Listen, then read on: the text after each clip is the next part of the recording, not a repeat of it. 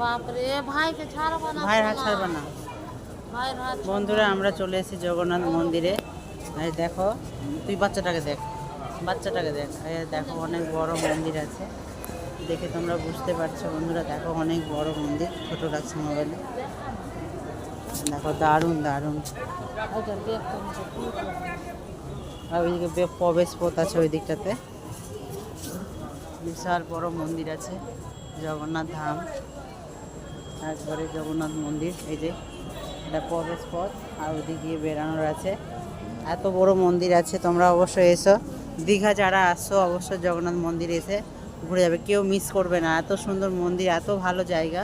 আমরা এখন ঢুকছি, তো তোমাদেরকে দেখাবো। হ্যাঁ, তো দেখো বন্ধুরা, খুব সুন্দর জায়গা, ভালো জায়গা। তো এখানে পা ধোয়ার ব্যবস্থা আছে, হাত পা। বাইরে থেকে আসলাম, তো আমরা এখানে পা ধুয়ে নিব, দিয়ে মন্দিরে প্রবেশ করব।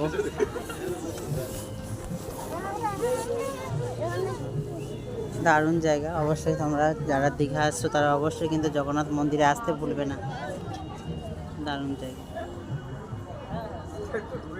এই এখানে থাক।